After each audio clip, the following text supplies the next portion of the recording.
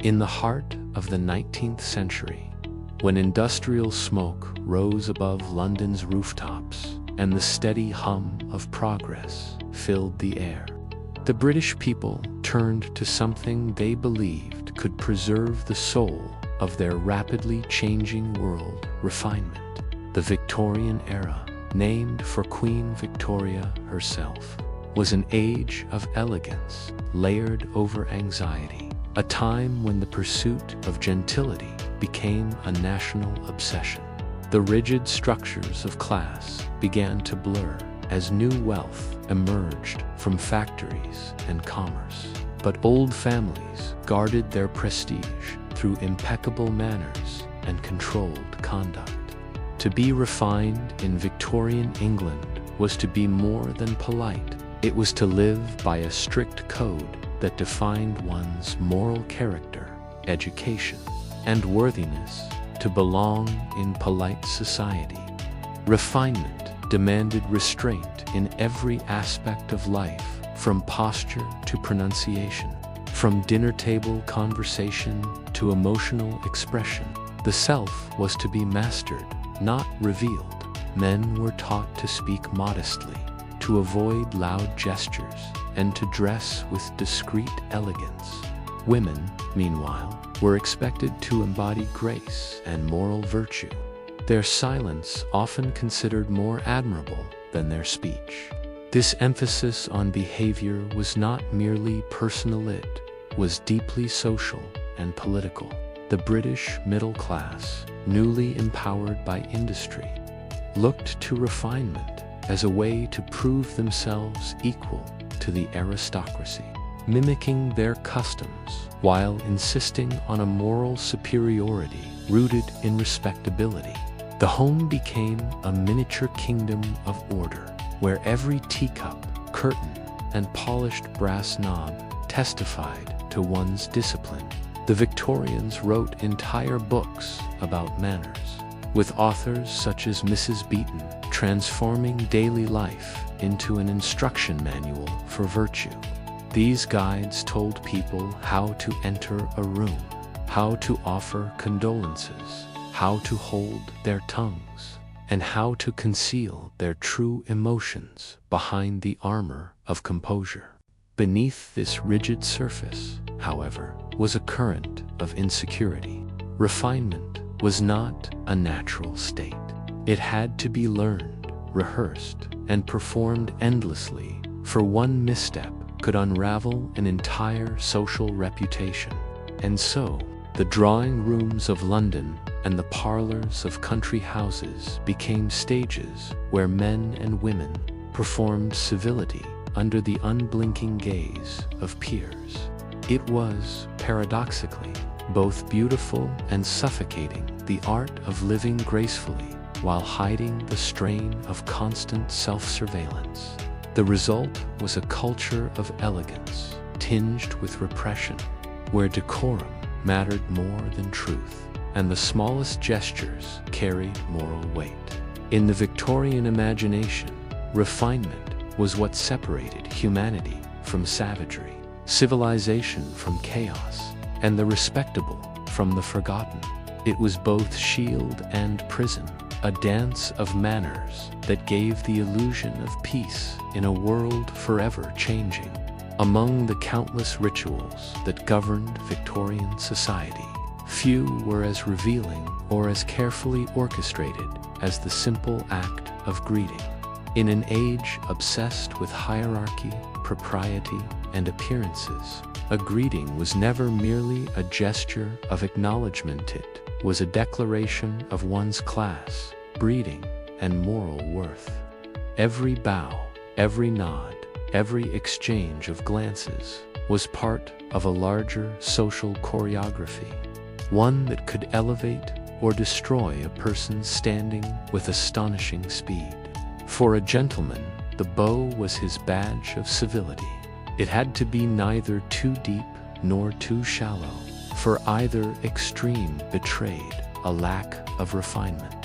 A shallow bow suggested arrogance, while an overly deep one reeked of servility. Women were taught the art of the curtsy, their skirts carefully lifted just enough to avoid impropriety, their heads tilted with modest grace. Even the eyes played a role. Meeting a superior's gaze too boldly was insolent, but avoiding it entirely suggested awkwardness or guilt. When men greeted women, the situation became even more delicate. A gentleman would never initiate a handshake with a lady unless she offered her hand first. Even then, he must do so gently, with his glove on, and for no more than a brief moment. To linger was indecent. To squeeze was unforgivable. The tone of one's voice also mattered. A greeting had to be soft, measured, and sincere, without crossing into familiarity.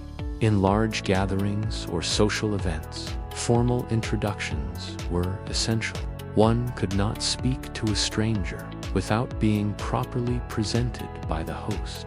This ritual of introduction reinforced the rigid social hierarchy person's worth and proximity to. Respectability were established before a single word was exchanged. Calling cards extended this system into daily life. If one wished to visit a friend or announce one's arrival in town, a small engraved card bearing one's name was left at the door, often by a servant. These cards carried hidden meanings. A folded corner indicated a personal visit. A turned-down edge expressed condolences, and a simple, unmarked card conveyed polite neutrality. Silence, too, spoke volumes. A card not returned was a subtle form of social rejection. Even street greetings followed elaborate codes. When walking in Hyde Park or along London's polished boulevards, a man was to tip his hat only to women of proper acquaintance. To bow to a stranger or a lower-class woman would mark him as unrefined. Women, meanwhile, were expected to acknowledge greetings with gentle restraint. The distance between two people determined how they might greet. Close friends might nod warmly. Acquaintances exchanged formal bows, and superiors were always given the first move. What to modern eyes seems trivial was, to the Victorians, a moral discipline.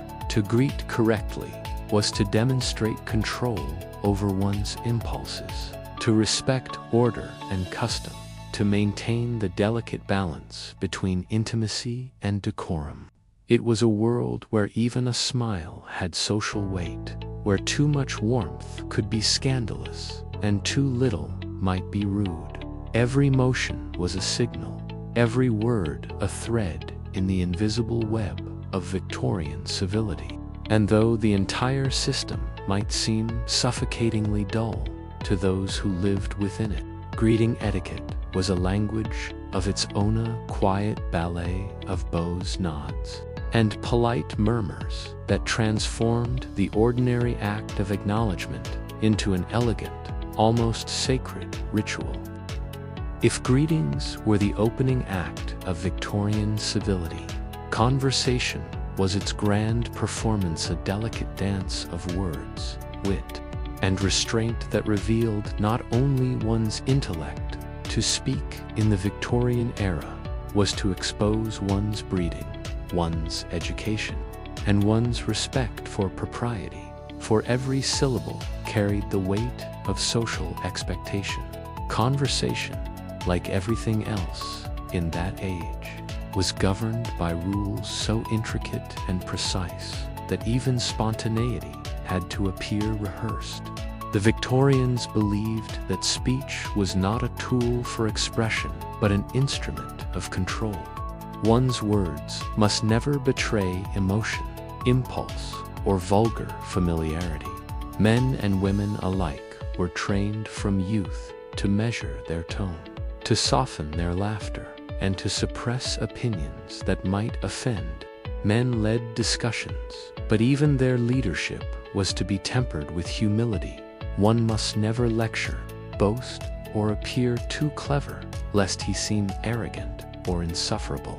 Women, on the other hand, were expected to listen attentively, respond with grace, and contribute observations that were intelligent but never assertive.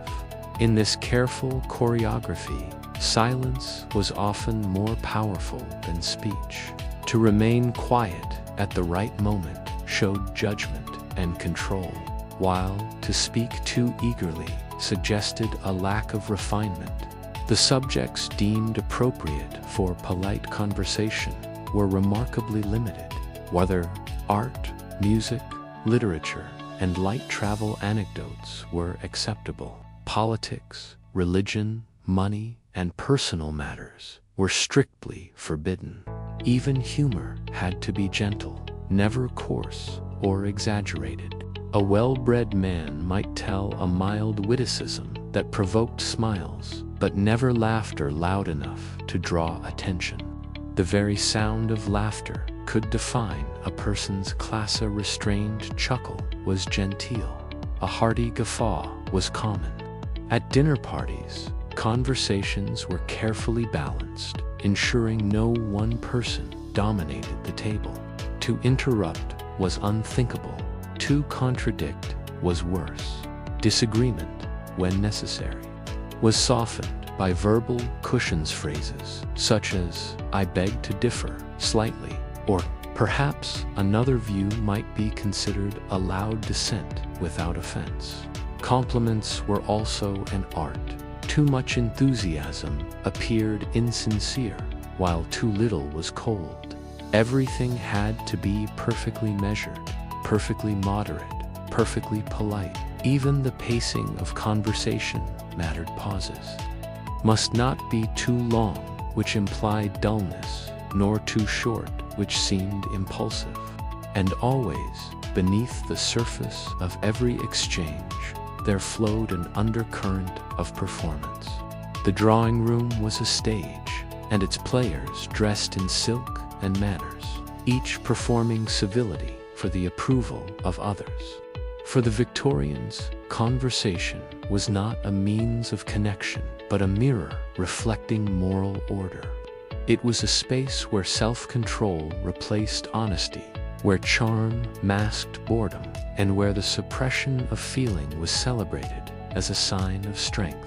Yet there was artistry in Eta beauty, born of rhythm and precision, like a minuet danced with words.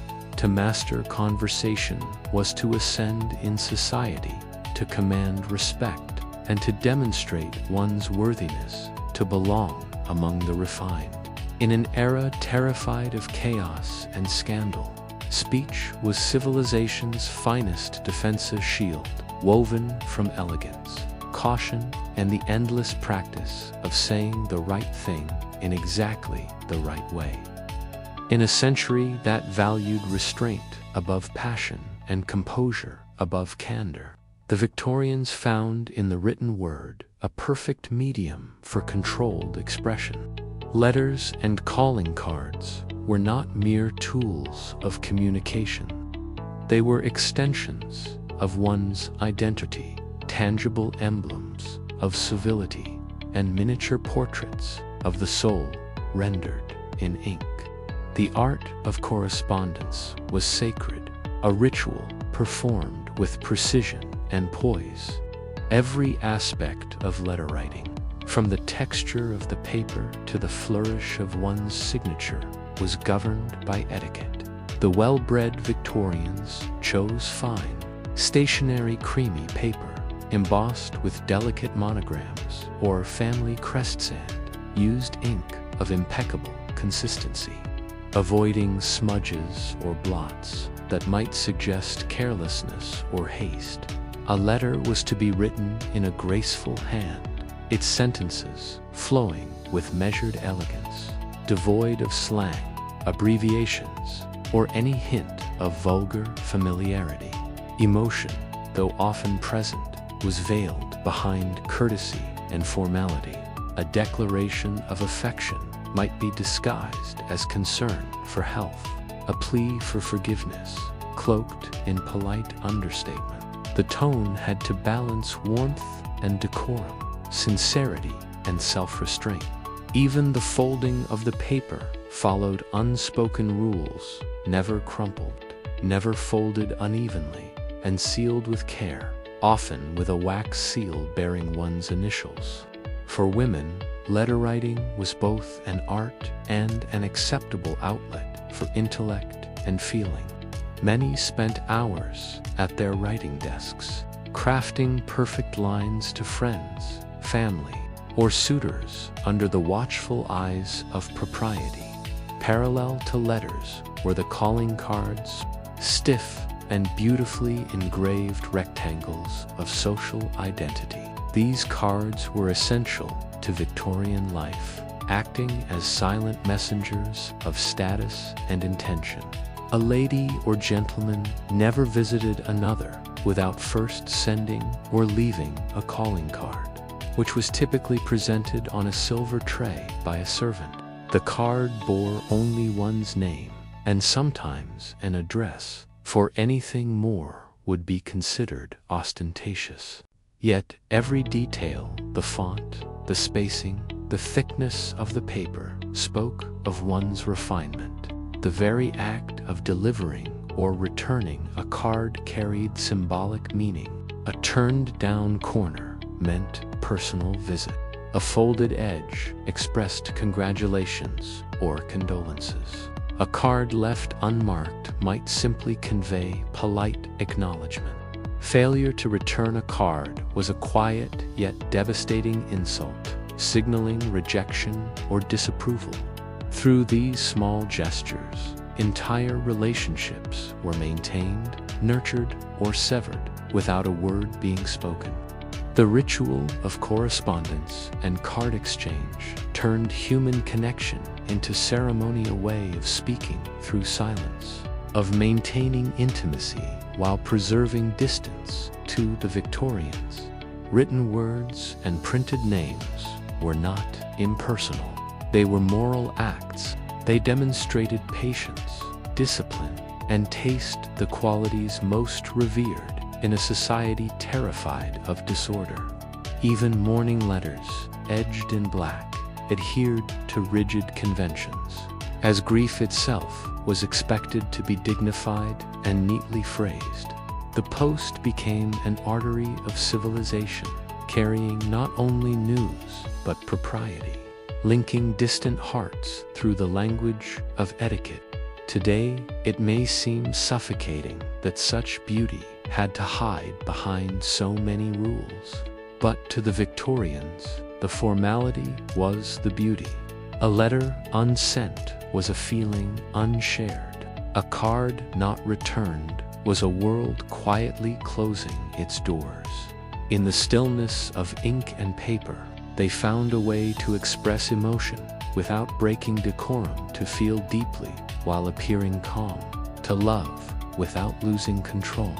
Thus, every letter and every calling card became a performance of virtue, a whisper of character in a world where appearances were everything and silence, when done gracefully, was the highest form of speech. Of all the intricate customs that defined Victorian society, none embodied its spirit of surveillance and propriety more completely than the practice of chaperonage. In an age obsessed with appearances and moral purity, the figure of the chaperone stood as both guardian and gatekeeper, ensuring that no young woman's reputation ever strayed into dangerous territory. To be a respectable lady in the 19th century was to live under the constant supervision of watchful eyes of mothers, aunts, widowed relatives, or older friends appointed to serve as moral sentinels. The role of the chaperone was not simply to accompany, but to control.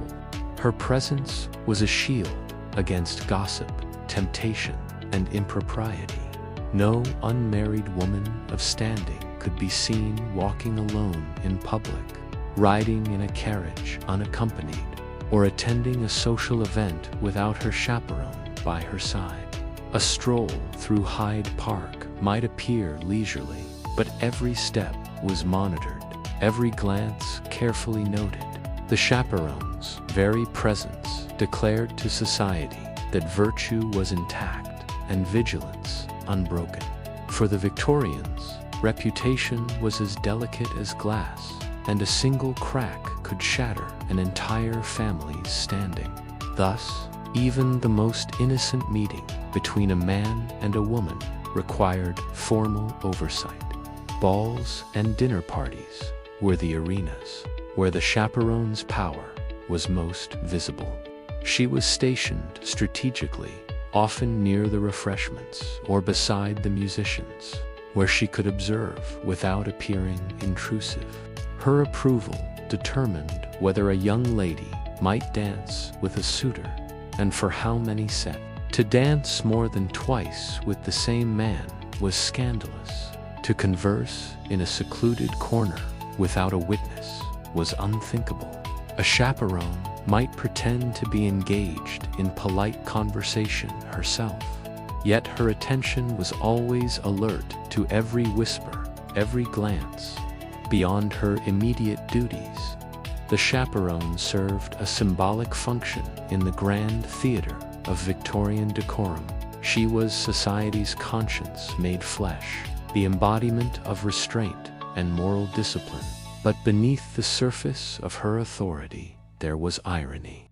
The more society insisted on supervision, the more creativity young people developed to escape it. Lovers found ways to exchange letters hidden in hymn books, to whisper through the rustle of fans, or to meet briefly under the pretext of returning a borrowed novel.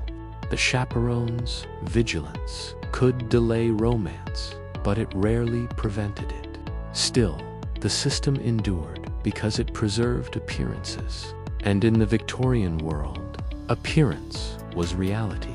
The chaperone's influence extended beyond the ballroom into the moral imagination of the time. Novels and plays of the era often portrayed her as a comical relic of conservatism, stern, overprotective, sometimes meddlesome. But even these portrayals acknowledged her power. She was a symbol of the society's deepest fear, that without rules, the fragile balance of virtue and vice might collapse. By the late Victorian period, as women began to demand education, employment, and a measure of independence, the chaperone slowly faded into obsolescence. Yet, her ghost lingered in the collective psyche, shaping how propriety and femininity continued to be judged long after her physical absence. In truth, she was less a person than a system, an invisible contract that bound women to the expectations of others. To live under her gaze was to live within the boundaries of respectability. To rebel against her was to risk exile from polite society. And so, for decades, she remained a fixture of every respectable household. Her steady eyes, a reminder that virtue in the Victorian world was not merely a private quality, but a public performance constantly rehearsed. In the grand theater of Victorian life, where every gesture, word, and glance was weighed against the scales of propriety, clothing became far more than a matter of taste. The Victorians believed that how one dressed revealed not only social rank, but inner virtue, as if the soul itself could be read in the cut of a coat or the modest drape of a gown.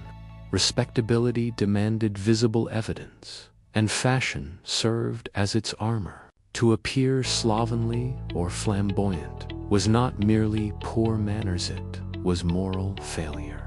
For men, a well-fitted suit of dark wool, tailored with exacting precision, spoke of discipline, industriousness, and seriousness of character.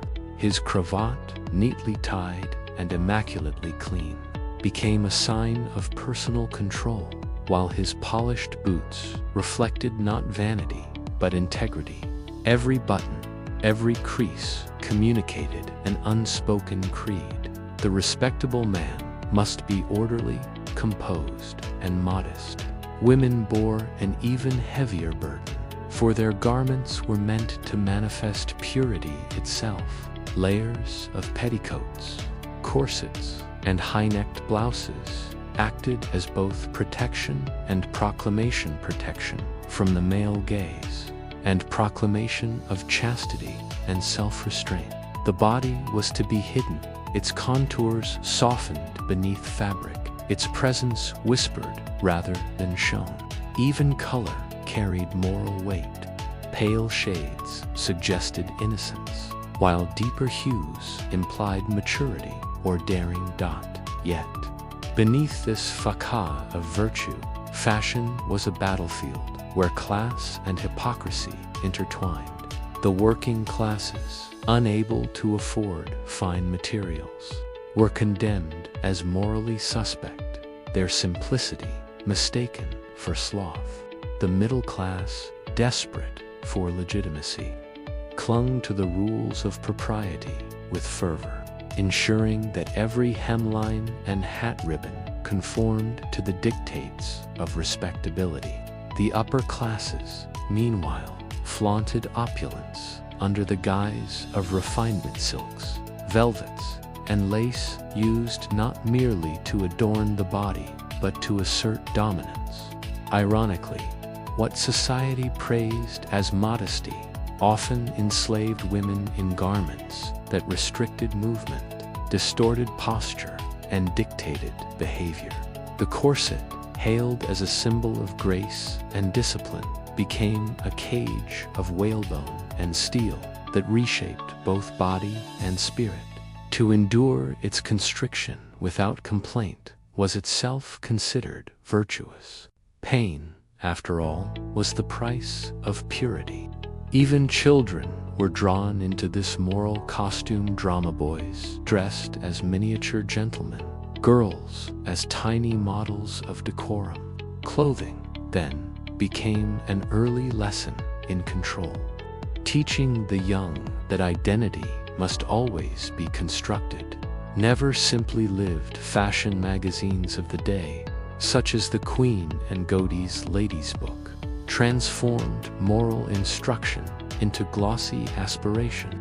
They dictated not only what to wear, but how to behave, embedding ethical codes within patterns and cuts. A woman's bonnet might be described as chaste, a gown as becoming of quiet virtue. Thus, morality became commercialized, stitched, and sold across Britain's empire. But the true brilliance of Victorian fashion lay in its contradictions. It both concealed and revealed, restricted and empowered. To dress properly was to belong. To err was to risk exclusion from polite society. Every morning, as the Victorians dressed, they performed their identities, uncorseting their desires, polishing their ambitions, buttoning up their weaknesses. Clothing was not mere fabric, but moral theater, and to the ever-watchful Victorian eye, the line between decency and disgrace could be measured in inches of lace or the shine of a shoe. In that world, appearance was not vanity, was virtue materialized, the visible manifestation of a soul determined to appear good, even if it suffered to do so. In the rigidly codified world of the Victorians, where even the smallest gestures carried moral weight, accessories were far more than decorative ornaments. They were a subtle, silent language through which character, status, and emotion were expressed. Every glove, hat, fan, and brooch was a symbol. Every accessory, a statement carefully chosen to align with the complex vocabulary of respectability. To the untrained eye, a lady's gloves might appear a simple article of fashion, but in truth, they were the very armor of her virtue. Gloves protected not only the hands, but the reputation. Bare skin suggested intimacy, and the slightest exposure could scandalize a drawing room. The color of a glove mattered to white for innocence and purity, gray for mourning or humility, and darker hues for maturity or discretion. Men, likewise, used gloves to express restraint and refinement, removing them only in private settings or during greetings of solemn formality. The act of removing one's glove before shaking hands was itself a ritual of respect, an acknowledgement that decorum was as much physical as moral. The fan, meanwhile, was the most eloquent of all accessories, a secret language, fluttering in the hands of women who otherwise had little freedom of speech. The language of the fan became a courtly code. A fan opened slowly meant curiosity. A fan dropped to the floor declared friendship, and fanning rapidly suggested displeasure. Beneath the silent sweep of satin and lace, women found a means to express what words could not desire, annoyance or amusement, all within the limits of propriety. Jewelry, too, spoke volumes, though its meanings were layered with class and sentiment. Pearls symbolized purity, cameos conveyed refinement, and lockets often concealed portraits or strands of hair from absent loved ones. Engagement rings and mourning brooches were emotional talismans that turned personal feeling into public statement, yet always within the boundaries of decorum. Even men, though less adorned, displayed their character through restrained elegance. A pocket watch on a silver chain hinted at punctuality and discipline, while a signet ring engraved with a family crest proclaimed lineage and honor. For both sexes, the cane or parasol was not merely a practical object, but a badge of identity, a prop that turned everyday life into a performance of taste. The tilt of a hat or the knot of a cravat, nothing was accidental. Every item served a symbolic function within the great moral narrative of appearance. What made accessories uniquely Victorian was their ability to transform social silence into visual eloquence. In a society where speech was censored by etiquette and emotion suppressed by custom, adornment became communication. A woman might never speak openly of love, but her brooch, placed slightly off-center, might whisper it for her. A widow's black veil declared her grief to the world, while protecting her modesty behind a curtain of lace. The moral and emotional life of an entire class was thus written not in words, but in fabric, metal, and gesture. And yet, this very language of beauty was also a chain binding people to their stations. A misplaced accessory could expose an impostor. A poor imitation might invite ridicule or ruin. For the Victorians, there was no such thing as mere decoration. Every object on the body was a statement of intent. Every adornment a reflection of the soul's discipline. To live among such symbols was to exist within an endless conversation between self and society. Dialogue spoken not with words, but with ribbons, jewels, and lace, where silence itself, shimmered with meaning and virtue, could be measured by the sheen of satin. In the ornamental world of the Victorians, where every inch of appearance served as a moral proclamation, hairstyles and hats became intricate emblems of identity, revealing one's class, age, and virtue at a single glance. The arrangement of hair and the tilt of a hat were not mere matters of personal tastes. They were coded signals in a society obsessed with appearances and reputation. For women, the head was considered the crown of modesty, and the way it was adorned could either elevate her to the status of a lady or reduce her to scandal. Hair was to be carefully controlled, pinned and arranged in elaborate yet disciplined styles that spoke of refinement and patience. Loose hair was dangerous, hinted at sensuality and rebellion. Only young, unmarried girls could wear their hair down, and even then, only in private or informal settings. Married women, by contrast, wore their hair tightly coiled in buns or braids, often adorned with ribbons, combs, or flowers that matched their gowns. These intricate coiffures were not simply aesthetic. They symbolized moral order and domestic virtue, a visible manifestation of a woman's self-restraint and composure. Hats, meanwhile, were the crowning symbols of status across every class. For women, bonnets reigned supreme in the early Victorian decade's delicate constructions of silk, lace, and ribbon that framed the face modestly, shielding it from both the sun and the gaze of strangers. A bonnet that revealed too much of the face risked scandal. One too large suggested pretension.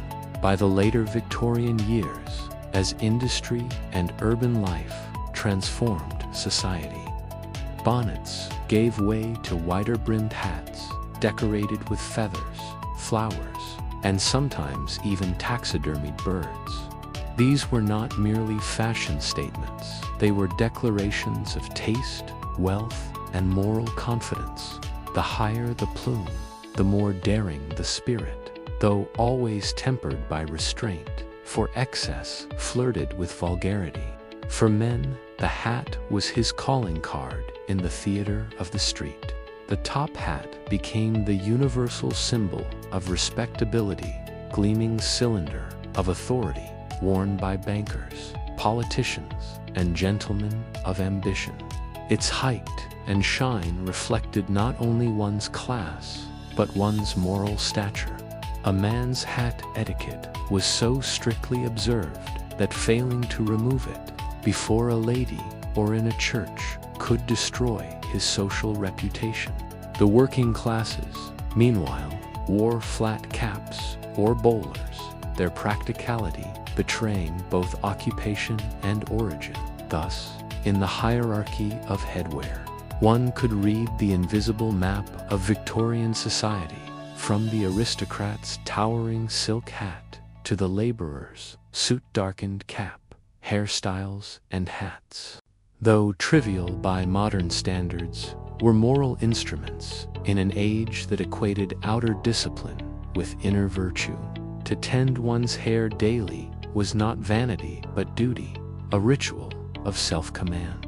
Women spent hours before mirrors, aided by maids, arranging curls and plaits into perfect symmetry, for symmetry itself was seen as an expression of moral balance. The wealthy adorned their hair with pearls and jeweled combs, while middle-class women imitated these trends with modest substitutes of glass or ribbon.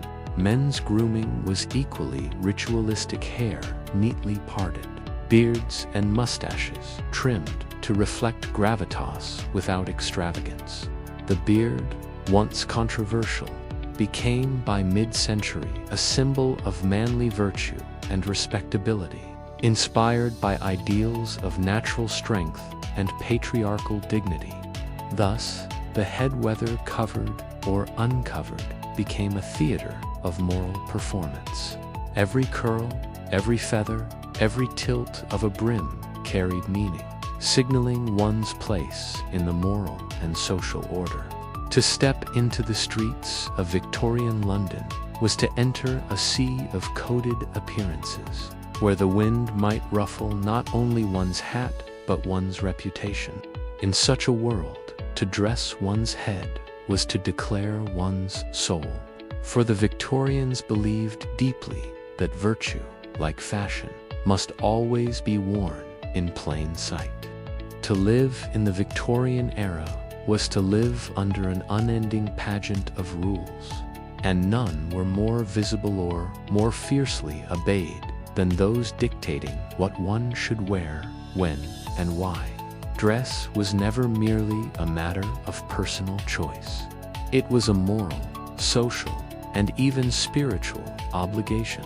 Every time a gentleman tied his cravat or a lady fastened her corset, they were not simply preparing for the day, they were declaring their respect for the invisible order that governed society. The Victorians believed that propriety began with appearance, and thus strict dress codes divided every hour, event, and class. Mourning attire, for example, was intentionally simple and modest. Men wore dark coats and crisp collars, while women favored light muslin gowns in muted tones, reflecting the purity and diligence appropriate to early hours.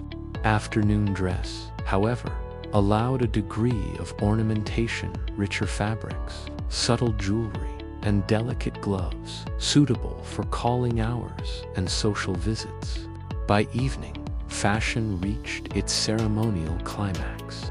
Men donned formal black tailcoats and gleaming white waistcoats, symbols of self-discipline and control, while women transformed into visions of elegance. Their gowns low-necked yet modestly adorned, their gloves reaching nearly to the shoulder. Even these rare hints of sensuality were carefully codified, reminding all that beauty was acceptable only when framed by virtue. Every occasion had its uniform, and deviation was a form of social rebellion. A lady who appeared at an afternoon tea in a gown too elaborate risked being labeled pretentious, while one who arrived at a ball in understated attire might be pitied, or worse, dismissed as provincial. Men, too, were bound by unspoken laws. A mourning hat worn after dusk or a colored waistcoat at a solemn event could mark him as uncultivated. The elaborate network of rules surrounding dress created a world in which conformity was both safety and virtue. Fashion manuals, such as Beaton's Book of Household Management, provided guidance so exacting it bordered on sacred text, instructing readers on when to wear black crepe for mourning, how long a veil should be worn after a death, and which fabrics were permissible for each season.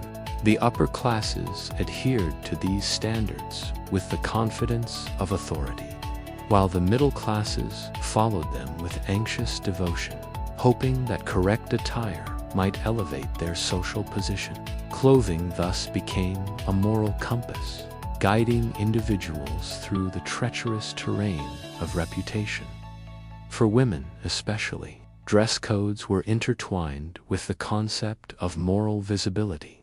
The purity of the home was mirrored in the cleanliness of the gown, the order of the soul in the neatness of the hem. Even accessories were timed: gloves for the afternoon, fans for the evening, parasols for the promenade. Mourning attire was an entire language in itself, deep black for immediate grief, then gradually fading to gray and lavender as sorrow was expected to soften over time. To defy these codes was to defy decorum itself, a dangerous act in a society where virtue was performed as spectacle. Yet, within these restrictions lay the paradox of Victorian identity. Obedience brought safety, but it also demanded suppression. Every rule was a boundary, and every boundary defined not only class but identity. To the Victorians, the etiquette of dress was the etiquette of existence. Through fabric and fashion, they transformed the chaos of human nature into order, ensuring that even the passions of the heart were clothed in the discipline of silk and lace. Thus, to be well-dressed was not simply to be admired. It was to be moral, to be seen, and above all, to belong. In the grand architecture of Victorian society, presentation was not simply a matter of vanity, was the scaffolding upon which one's entire identity rested. To present oneself correctly was to command respect. To misstep was to invite ruin. Every man, woman, and child lived beneath the gaze of a world that judged appearance as a mirror of the soul. The Victorians believed that virtue must be visible, and thus presentation became both moral performance and social survival. From the polished boots of a gentleman to the neatly tied ribbons of a lady's bonnet, each detail contributed to a portrait of self-control, discipline, and respectability. Even posture was a moral act. Slouching implied laziness, while an upright stance projected integrity. Facial expression, too, was bound by etiquette. A serene countenance suggested spiritual steadiness. Loud laughter or unrestrained gestures hinted at vulgarity. A lady's smile was to be soft and measured, inviting, but never bold. A man's gaze, direct but never lingering. In public spaces, on promenades, in carriages, or at social gatherings, presentation was everything. One dressed not merely to please, but to communicate belonging. The world was a stage, and to appear careless was to risk social exile. Presentation extended beyond personal appearance to encompass the entire environment of life. The home, for instance, reflected the moral standing of its inhabitants. Curtains, carpets, and furniture were curated to display modest refinement rather than excess. Visitors read one's virtue in the symmetry of the parlor and the cleanliness of the silverware. A well-kept house suggested industriousness and moral discipline. Disorder implied spiritual decay. Even the way one wrote a letter or arranged flowers could signify the depth of one's cultivation. The Victorians thus transformed everyday life into an art of appearance. This is a world where the external always symbolized the internal. For the rising middle classes, this obsession with presentation was both opportunity and burden. Respectability could be purchased, displayed, and performed, even if it could not always be felt. A man might struggle with debt or despair, but so long as his hat was polished and his manners composed, he remained a gentleman.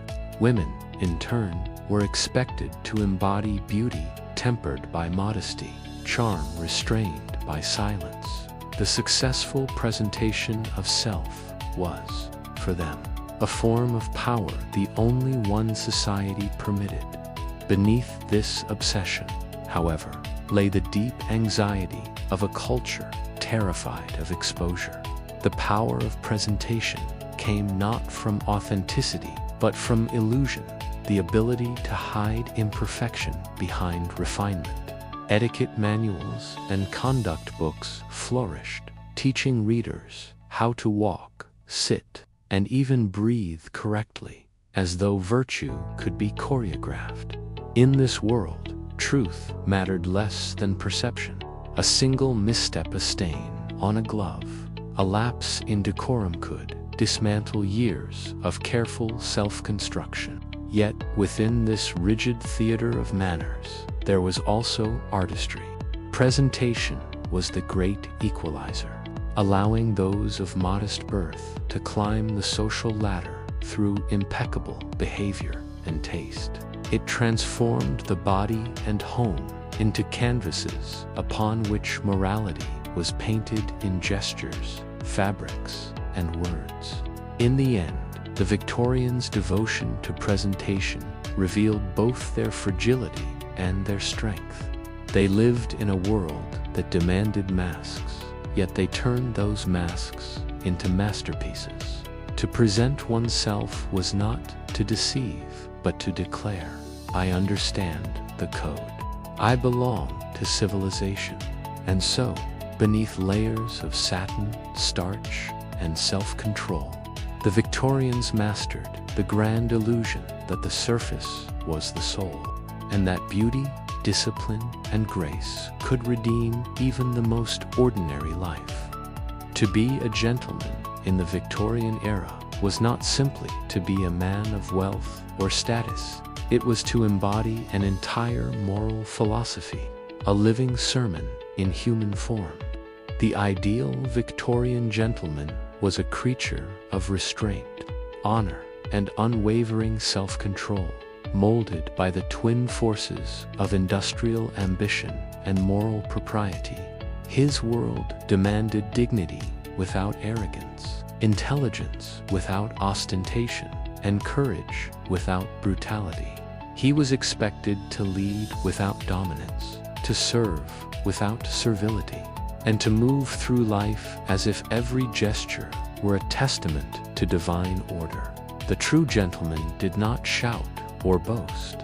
He spoke in measured tones, with clarity and patience. His handshake was firm, but never forceful. His gaze confident, but never intrusive. Above all, he was a man of principle, defined not by his birth, but by his behavior. Courtesy was his religion, composure his creed. Even in moments of anger or temptation, he was to remain unshaken, for to lose control was to lose respectability in the drawing rooms and clubs of London. The gentleman was the moral compass of society. He dressed in sober colors, black, navy, or charcoal gray, to symbolize his integrity and industriousness. His attire was not for vanity, but for discipline. Even his neatly brushed hat and polished boots reflected his inner order. Work was his virtue, moderation his strength. He was punctual, reserved, and endlessly aware of his own reputation. His leisure pursuits, hunting, reading, or attending the theater, were to be conducted with quiet enjoyment, never excess. Gambling, drunkenness, or open displays of passion were the marks of the unrefined.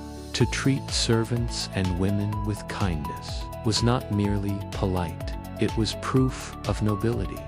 A gentleman's manners revealed the depth of his moral training. His respect for others, especially those of lower station, distinguished him from mere wealth or power. He was to protect the weak, guide the ignorant, and correct the rude, all without appearing superior. In conversation, he avoided gossip, profanity, and loud laughter.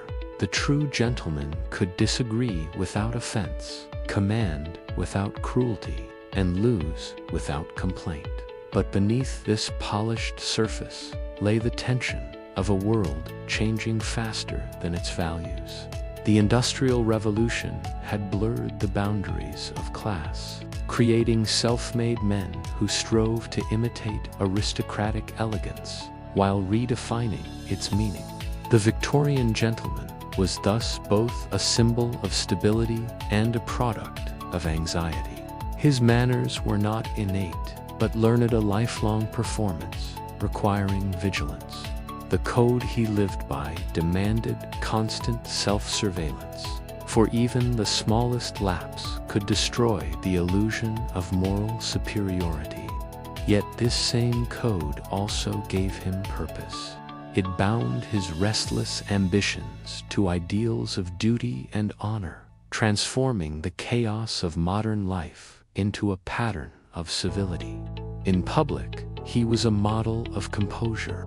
In private, he might wrestle with doubt, desire, or disillusionment. Still, he endured, for endurance itself was virtue.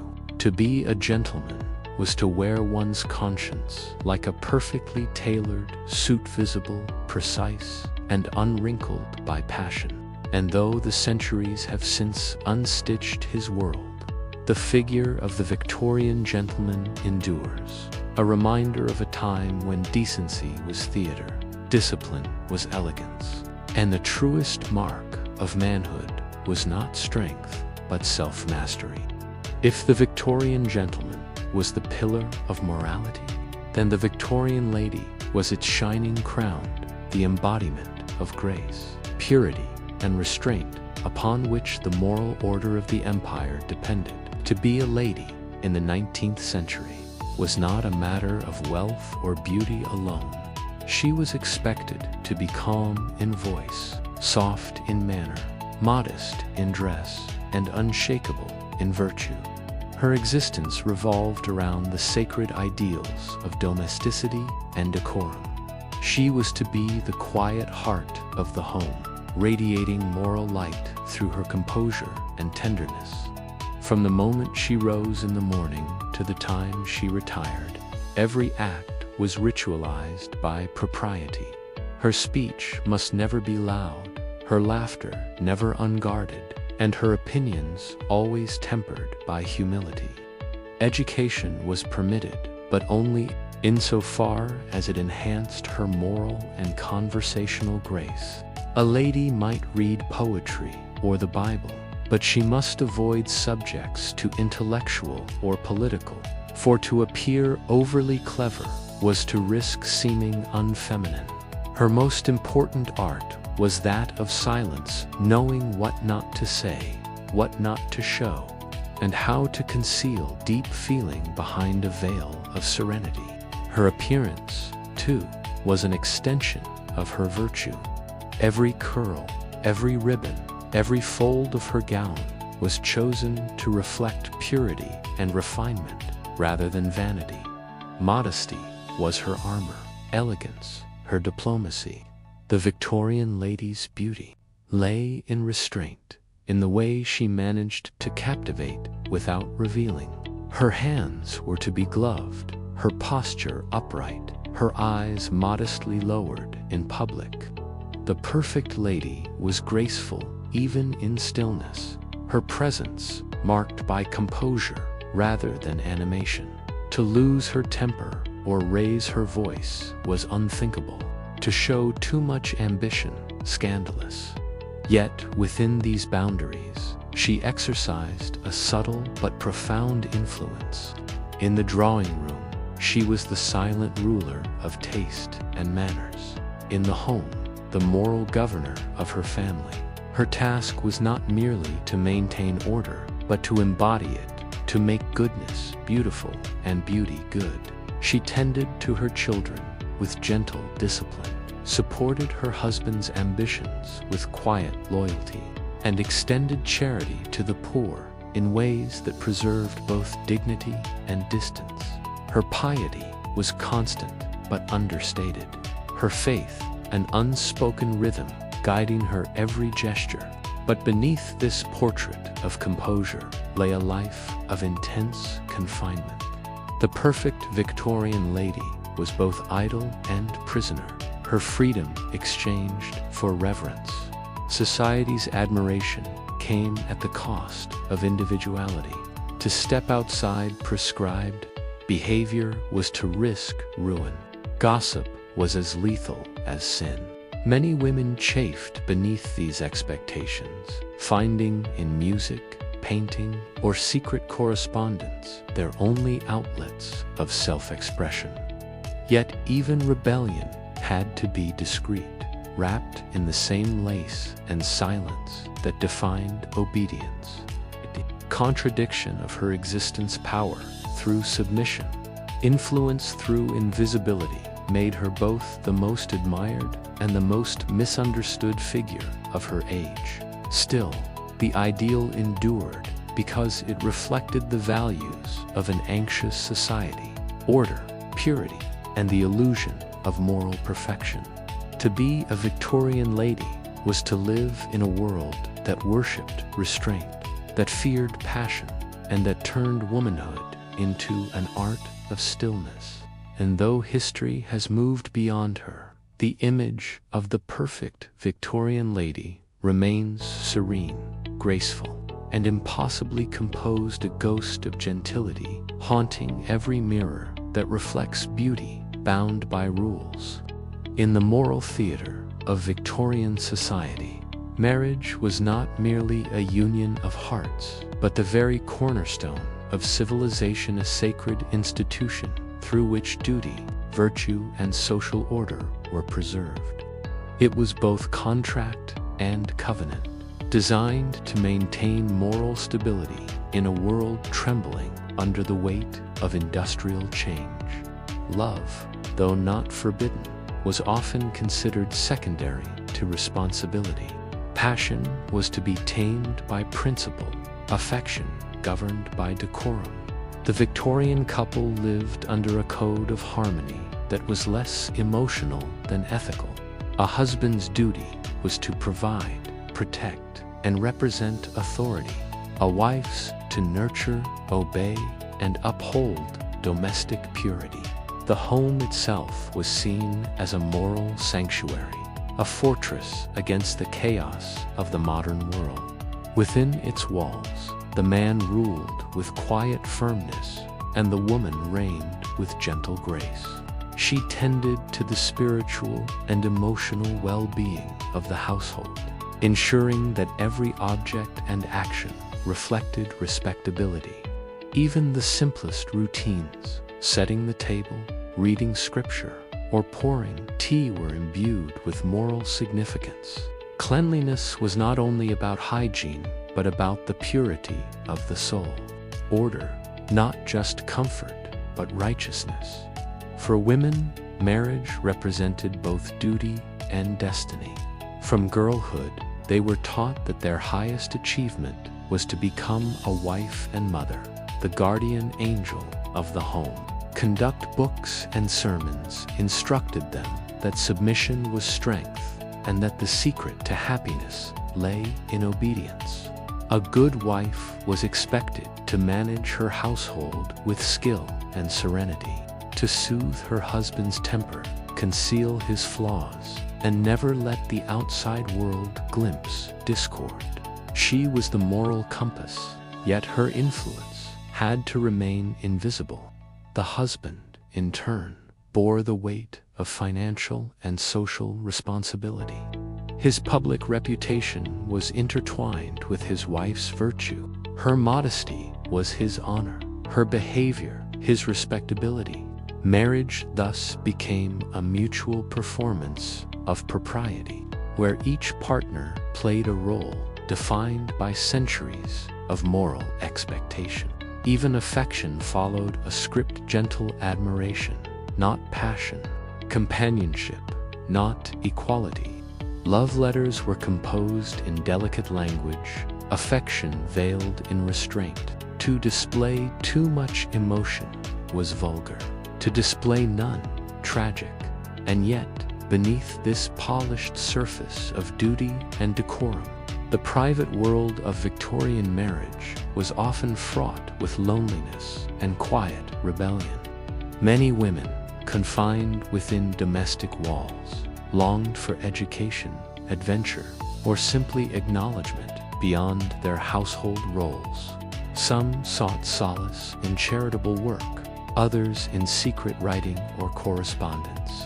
Men, too, struggled beneath the weight of unrelenting expectation, the pressure to succeed, to provide, to remain unyielding even when hearts faltered. The home that was meant to be a haven sometimes became a stage for silent endurance. Still, the ideal persisted, sustained by the belief that domestic harmony was the foundation of moral society. Even Queen Victoria herself, devoted to Prince Albert, represented this ideal vision of marital virtue and familial devotion. To the Victorians, marriage was civilization's most sacred art, two souls bound by duty, performing together the eternal dance of restraint and respect. And though their world often stifled love in the name of morality, their faith in the sanctity of marriage endured as both burden and blessing, a reminder that, in their eyes, order was beauty and duty was love's truest form. In the grand hierarchy of Victorian values, the education of women stood at a delicate crossroads between enlightenment and control. While the 19th century witnessed a growing fascination with progress, intellect, and reform. Society remained uneasy about the idea of an educated woman who might think too freely or live too independently. Education for women was encouraged only within the narrow boundaries of moral improvement. To learn was acceptable, so long as it made her a better wife, mother, or hostess. To think too deeply, however, was dangerous. A woman's mind, Victorians believed, was a garden that must be carefully tended, not left wild with ideas that might challenge the order of things.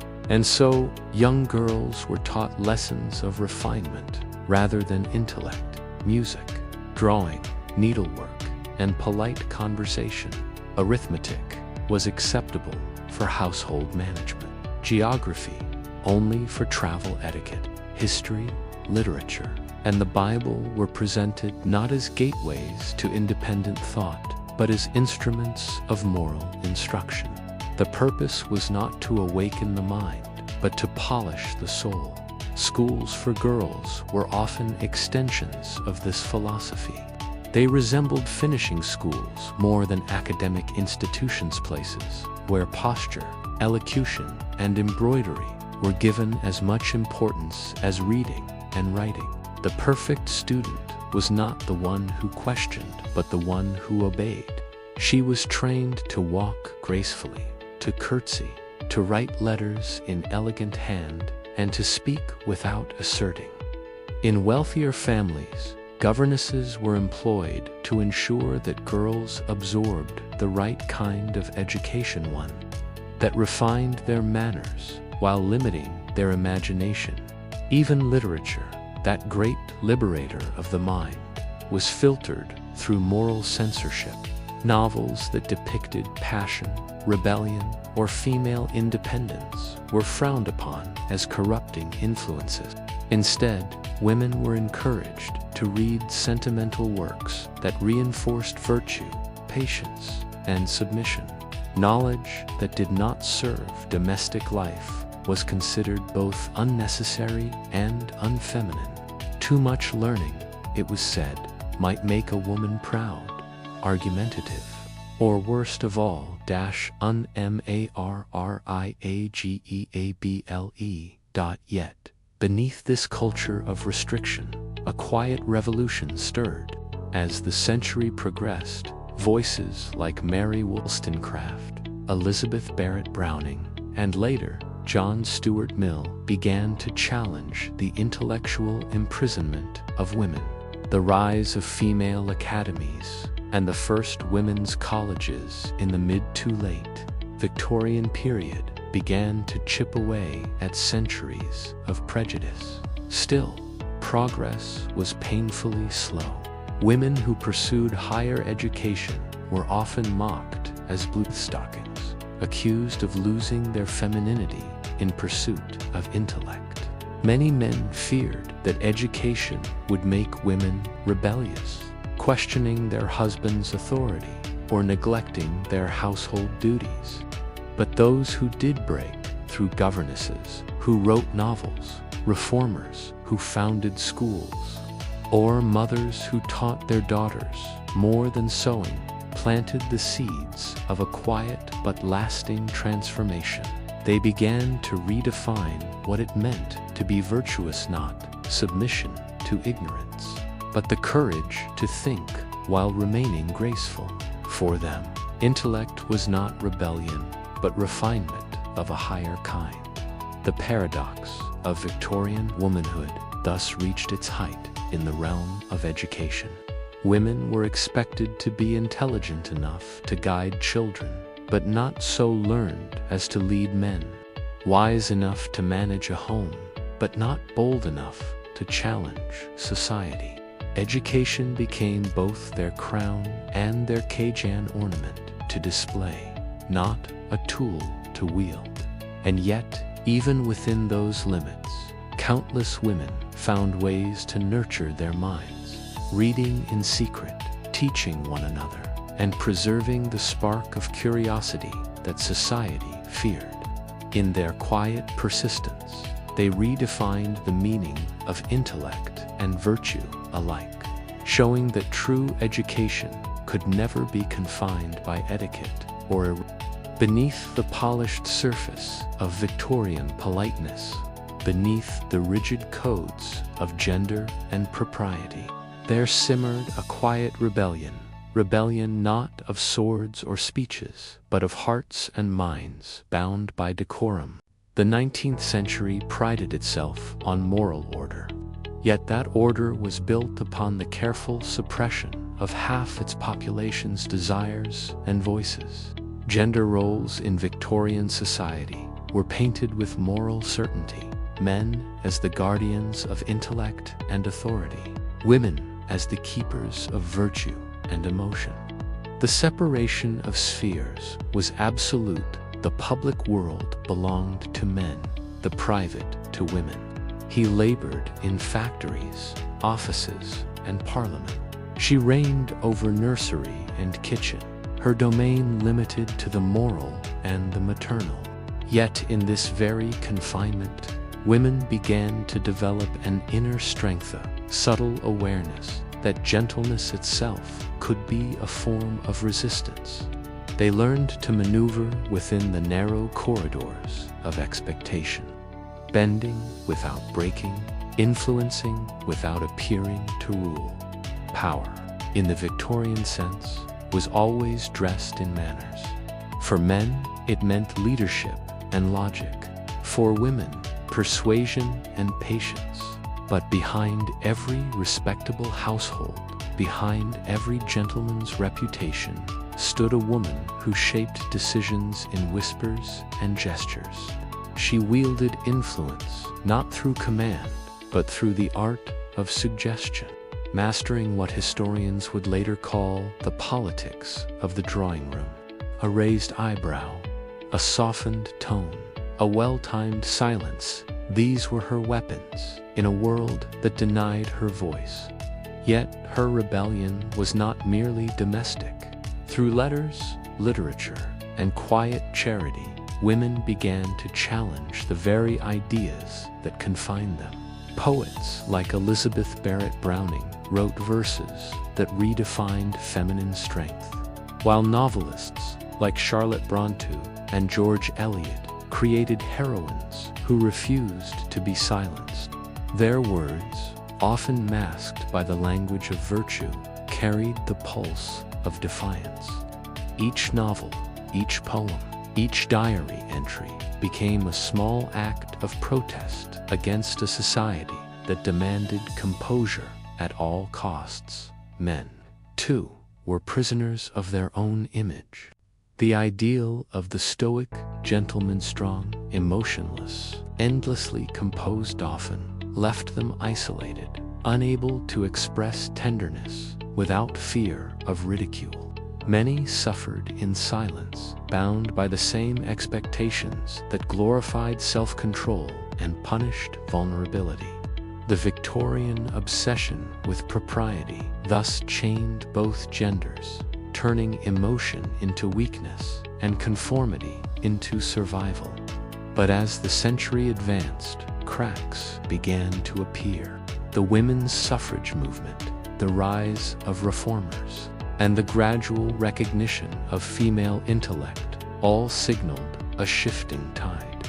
The silent rebellion of drawing rooms grew into public campaigns, essays, and petitions. Yet, even as voices rose, the most powerful defiance remained the quietest, the simple act of thinking freely in a world that forbade it. The Victorian woman's rebellion was written not in fire, but in ink, not shouted, but whispered through pages, glances, and unspoken dreams. In the end, this delicate rebellion did not destroy the Victorian world, it transformed it from within. It proved that strength need not be loud, that endurance can be as radical as revolution. Gender, once the rigid architecture of society, became its most fragile foundation. The very ideals of gentility and virtue that once confined women became the instruments of their liberation. By mastering the language of restraint, they learned to speak in silence. By playing their roles perfectly, they revealed the flaws in the play itself. Thus, the story of gender in the Victorian age is not merely one of oppression, but of resilience, a slow awakening beneath layers of lace and etiquette. The rebellion may have been silent, but its echoes shaped the modern soul. Asterisk. In the grand social theater of Victorian England, class was not merely an economic distinction, it was a language, a subtle and elaborate code, spoken through tone, gesture, dress, and manners. It governed how one spoke, dined, walked, and even breathed. To the Victorians, class was destiny written in deportment. The aristocrat, the middle-class merchant, and the working poor all moved through separate worlds, connected only by the unyielding hierarchy that defined them. Yet, as the Industrial Revolution blurred old boundaries and created new wealth, society grew obsessed with decoding the signals of refinement that could distinguish the truly genteel from mere pretenders. Politeness became a kind of currency, a performance of breeding and morality that allowed individuals to navigate the treacherous waters of social mobility, to speak properly, to bow correctly, to know which fork to use and when to remove one's gloves. These were not trivial details, but marks of civilization itself. Every conversation was a test, every encounter a chance to affirm one's place within the invisible order of respectability for the upper classes. Refinement was inherited like an heirloom. Their accent, posture, and confidence carried the weight of generations. They did not need to prove gentility. Their politeness was effortless, almost bored in its perfection. They viewed manners as proof of moral superiority, an unspoken assurance that they were the natural rulers of society. The middle class, however, lived in a constant state of performance. Their new money had bought comfort, but not pedigree, and so they studied the rituals of refinement with near religious devotion. Conduct manuals, etiquette guides, and fashion journals became their scriptures. In drawing rooms and dinner parties, they rehearsed the delicate choreography of polite conversation, ever too bold, never too reserved, always proper. To be mistaken for vulgar was a kind of social death. Respectability was their shield, and every detail of behavior, from the cut of a coat to the arrangement of a calling card, served as armor against embarrassment. Even servants were expected to maintain decorum. Their politeness reflected the reputation of their employers. For the working class, politeness existed in a different form, less ornamental, more moral. They were taught to respect authority, to speak humbly, to be clean and sober. The Victorian idea of improvement demanded that even the poor aspire to refinement. For good manners were seen as the bridge between classes, a sign of moral worth rather than wealth. Yet, this belief was double-edged. Politeness promised dignity, but it also reinforced obedience. The polite worker was admirable, the assertive one dangerous. In this way, class politeness functioned as both virtue and control, teaching every man and woman to know their place while pretending that civility made them equal. Language itself became a battleground of class identity. The accent of one's speech could reveal origins more quickly than any title, and to speak properly was to distance oneself from the vulgarity of the streets. Newspapers and novels of the time mocked those who aspired to, obviously, labeling them social climbers or upstarts. Yet, It was this very imitation, the desire to belong, that sustained the culture of refinement. Thus, the Victorian world became a masterpiece of manners, where civility masked tension and every polite smile hid silent judgment. Class was not simply lived, was performed, a constant act of self-control and observation. And though the system promised stability, it bred, for even the gentlest slip, a misplaced word, an awkward gesture could betray the truth of one's origins. To survive, one had to master the language of class so completely that it became second nature. In this world, politeness was not kindness but art, not honesty but survival. And so, behind every gracious bow and well-bred compliment, the Victorians performed their most intricate illusion that civility was equality, when in truth it was the finest disguise of power ever worn. No class in Victorian England clung more fiercely to manners than the middle class. For to them, politeness was not only virtue, it was validation. The aristocracy had birth, the working poor had labor, but the middle class had only respectability to define themselves. And so, they built their lives upon the fragile foundation of appearances. Their drawing rooms, neatly arranged, with floral wallpaper, mahogany furniture, and embroidered cushions, became temples of refinement, where even the positioning of a teacup was a declaration of dignity. For the self-made man and his carefully composed wife, manners were the passport to acceptance in a world that still looked down upon trade and toil. To host a dinner party with grace, to exchange visiting cards with the proper flourish, to dress in the newest but not the gaudest fashion, these were acts of survival disguised as civility. Every interaction carried a whisper of anxiety. Am I refined enough? Do I belong? Thus, the middle-class obsession with etiquette became both aspiration and affliction, a constant performance in the theater of gentility. In this world, behavior was currency and humility its highest denomination. The Victorian middle class defined themselves not by wealth alone, but by the moral weight of their decorum.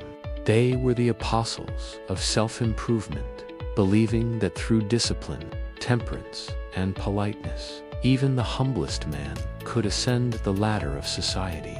Conduct manuals, like Mrs. Beeton's Book of Household Management and the Habits of Good Society, served as their sacred texts, teaching everything from the proper way to hold a fork to the ideal tone for expressing condolences. The middle-class woman, in particular, bore the heaviest burden of this new morality. Her manners were her husband's reputation, her grace his status. She was expected to embody serenity, modesty, and punctuality at all times. Her home had to radiate order, her children obedience, and her presence gentle authority. Even her leisure was moralized. Needlework, piano, or charitable visits replaced frivolous pursuits. In her parlor, conversation was delicate, laughter restrained, and every word weighed against the invisible measure of propriety. Yet beneath this glittering surface of gentility, the middle-class world trembled with insecurity. For every act of refinement was also an act of concealment, of origins, of emotions, of doubt. Many of those who dined off polished silver had once labored in factories or shops, and the memory of struggle lingered behind the lace curtains. Their pursuit of manners often bordered on mimicry, as they borrowed the customs of the upper class without the ease of inheritance. To the aristocrat, this imitation was amusing. To the working class, it was pretension. And so, the The middle class existed in a kind of social purgatory, respected for their industry, ridiculed for their earnestness. Politeness, meant to unite society, instead deepened its divisions. But there was also something noble in their effort. In their relentless pursuit of refinement, they transformed manners into a moral mission, linking civility with progress and self-respect. To be polite was to prove one's humanity in an age of machines and factories. The mirage of middle-class manners, then, was not simply hypocrisy, was hope. It represented the dream that character could transcend birth, that order and grace could redeem chaos. Through their rituals of propriety, they sought to humanize modern life, to bring dignity to ambition and virtue to success. Even if their gentility was partly illusion, it was a beautiful wana mirror reflecting their belief in improvement and aspiration. For the Victorians, especially those between wealth and want, manners were not just social tools. They were a moral language, a declaration of faith that civility could elevate even the most ordinary soul. And though history has since unmasked the pretensions of their world, their devotion to decency remains one of its most enduring legacies, a fragile, shining mirage in the dusty corridors of class. Among the grand estates and candlelit ballrooms of Victorian England, the aristocracy lived within a world so polished, so ceremoniously refined, that every glance, gesture, and word carried the weight of centuries. Courtesy, for them, was not learned, was inherited, woven into the fabric of their lineage, like a family crest. To be born into nobility was to be born into performance. A life governed by rules of civility, so delicate and complex that they seemed almost sacred. The aristocratic code of courtesy was not merely a social tool, but a philosophy, a belief that elegance was proof of moral and natural superiority. In their gilded world, manners were a language of authority, a means of maintaining distance while appearing gracious. A true nobleman did not raise his voice. He ruled through calmness, through the invisible power of poise. A lady of rank never flaunted her wealth. Her refinement was measured not by excess, but by effortlessness. Their world demanded grace that appeared innate, as if politeness itself were a sign of divine favor. The etiquette of the aristocracy was both art and armor. It concealed arrogance beneath charm and privilege beneath humility. The perfect bow, the subtle smile, the measured compliment, all were part of a ritual of control. Every dinner, every dance, every conversation was a miniature performance of order, an unspoken declaration that civility separated the noble from the common. The tone of one's voice, the pace of one's speech, even the choice of words reflected education and breeding. Vulgarity, the aristocrat would say, was not a matter of poverty, but of behavior. To speak too loudly, to laugh too freely, to show too much emotion, these were breaches far worse than ignorance. True refinement lay in restraint, in the ability to make others feel at ease while never lowering oneself. Even acts of charity were bound by etiquette. The nobleman might feed the poor, but he did so with detached dignity, his generosity wrapped in the silk of obligation. The lady might host a charity bazaar, but her kindness was ritualized, an extension of grace rather than compassion. And yet, beneath this serene facade, the aristocratic world trembled with its own anxieties. Industrial wealth was rising fast, threatening to outshine old money. merchants and manufacturers, armed with fortunes but no pedigrees, sought entry into high society, imitating its manners with feverish precision. To the aristocrat, this imitation was both flattering and infuriating. Politeness became a battleground where authenticity was tested and pretenders exposed. Thus, the code of courtesy grew even stricter. A misplaced word, an accent too provincial, a handshake to firm these were enough to betray an impostor. But the irony was cruel. The more the upper class tried to preserve its distinction through civility, the more that civility became something anyone could learn.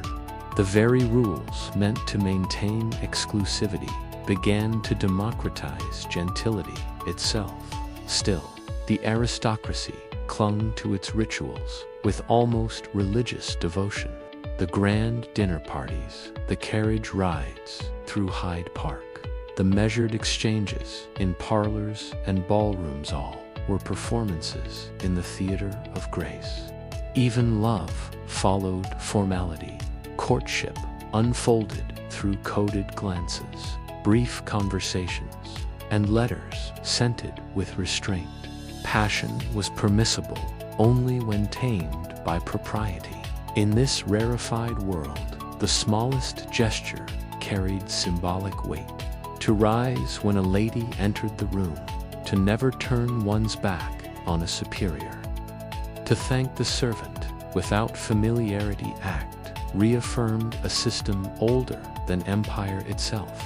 The aristocratic code of courtesy thus became the final fortress of an age that feared change. It was beauty carved from hierarchy, politeness turned into power, and grace elevated into law. And though its glitter eventually faded beneath the smoke of progress, the echo of its manners still lingers wherever refinement is mistaken for virtue.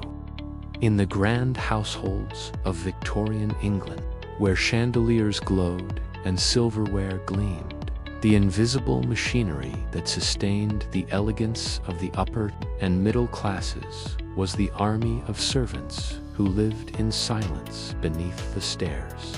They were the shadow of respectability, the quiet hands that polished the illusion of gentility. Every aristocratic dinner, every immaculate parlor, every well-bred conversation depended on their unseen labor. Yet within that world of refinement, a complex hierarchy existed, a world within a world, bound by its own rules of deference and discipline. Servants were expected to be invisible, yet omnipresent, humble, yet perfect in execution. A butler's calm was the symbol of household dignity. A maid's silence was a measure of her virtue. To serve was not simply to work, it was to play a part in the grand drama of class, where obedience was both performance and survival.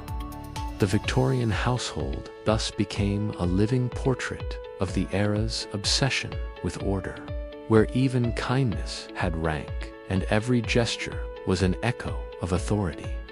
Service in those days was an art of self-erasure. A good servant was not seen but sensed, anticipated the master's needs before they were voiced, and moved with the grace of ritual. There were rules for everything. The butler stood nearest the door, the footman behind him, the housemaid kept to the edges of rooms, never turning her back on her mistress. Every word had to be measured, every glance lowered. The tone of voice was part of the etiquette of submission, for even politeness had a hierarchy. The mistress of the house might address her maid with a softened authority, Jane, while Jane replied only with a curtsy and the word, "Yes, ma'am." This ritualized deference was not merely habit. It preserved the illusion that society's order was natural, that those who served did so gladly. Servants, after all, were expected to mirror the virtues their masters claimed to embody: loyalty, humility, and grace.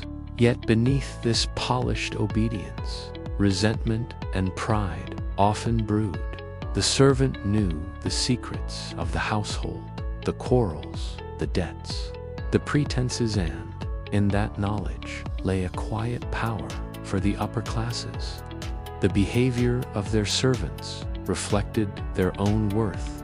A well-trained staff was proof of refinement. Disorder below stairs hinted at moral failure above. Thus, masters demanded not only labor but dignity from those they employed, enforcing manners as strictly in the servants' hall as in the dining room. Etiquette manuals of the era even advised employers on how to manage politeness, insisting that familiarity would erode respect. Yet, paradoxically, many Victorian servants developed a sense of fierce loyalty to their households, treating their duties as a sacred trust. To serve well was to possess a certain moral superiority over the idle poor. Service offered stability, food, and a strange kind of pride in perfection. A butler who had spent decades in one home was not a mere employee, he was an institution. His polished shoes, his quiet dignity, his memory of every guest and occasion made him part of the family's living history. But the relationship between master and servant was never simple. It was built on affection and resentment, dependence and disdain. Some mistresses treated their maids with maternal kindness. Others ruled with cold precision. Gossip, betrayal, and small rebellions were common below stairs. An extra sip of wine, a letter read in secret, a whispered complaint after lights out. The rise of the servant novel and the moral panic over impertinence revealed the class anxiety that simmered beneath domestic harmony. By the late century, as factories and new professions offered independence, many servants began leaving service, and the rigid hierarchies of the household began to crack.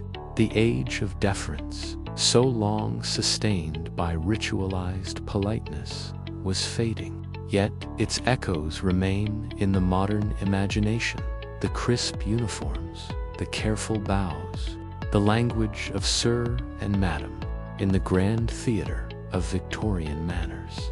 Servants were both audience and actors, performing civility that was never their own, yet shaping, through their quiet endurance, the very elegance that defined an age.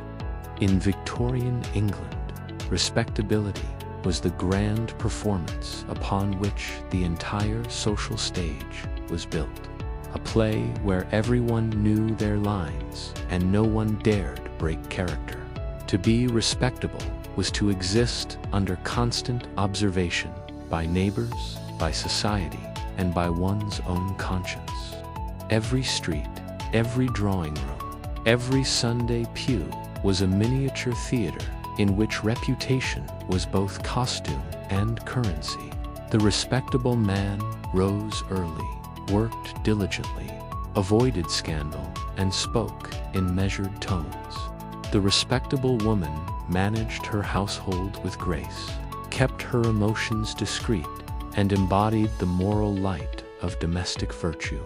Together they represented the Victorian dream, a world governed by self-control, decency, and visible order. Yet beneath the starched collars and polished manners lay the anxiety of exposure. One misstep, one rumor, one whispered doubt could undo years of careful performance. Respectability was less a state of being than a state of vigilance, an endless rehearsal in the art of appearing good. This obsession with propriety reached every corner of society. The middle class, in particular, clung to it as the hallmark of moral worth, using it to distinguish themselves from both the idle aristocracy and the unruly working poor. Conduct books, sermons, and social clubs reinforced the idea that virtue must be demonstrated as visibly as wealth. Cleanliness, punctuality, moderation, and humility, these were not merely moral traits, but social obligations. A respectable man might not be rich, but he must appear disciplined. A woman might not be beautiful, but she must appear modest. Respectability thus blurred the line between morality and performance until they became indistinguishable. Even acts of charity, one's spontaneous gestures of compassion, became carefully staged spectacles of virtue tea parties for orphans, bazaars for widows, and sermons for the salvation of the poor. The goal was not merely to help, but to be seen helping. Respectability turned private goodness into public theater. The cost of this performance was emotional suffocation. The demand for composure forbade vulnerability. Passion became indecency, and sorrow weakness. Men hid their fears behind stoic facades, while women buried their frustrations beneath smiles of obedience. The ideal family portrait: father at the hearth, mother with her embroidery, children at play, was less reality than propaganda, a tableau of harmony that masked the silences between them. For every moral victory, there was a hidden compromise. For every polished exterior, a trembling heart. The pressure to conform was relentless. Gossip was the unspoken police of the era, spreading faster than ink, destroying reputations overnight. To be labeled improper was social death. And so the Victorians became masters of concealment of desire, of dissent, of despair. Hypocrisy, born from fear, became a social virtue. Even those who despised the charade dared not abandon it, for respectability was the only bridge between acceptance and ruin. And yet, this very theater of manners sustained the illusion of order that allowed Victorian society to thrive. The performance of virtue, even when insincere, created a code of conduct that curbed chaos and lent stability to a rapidly changing world. Industry, empire, and faith all drew legitimacy from the appearance of moral certainty. The respectable citizen became the cornerstone of the empire's self-image, disciplined, benevolent, and superior. But history would later reveal that this mask of virtue hid the contradictions of an age that preached morality while profiting from inequality.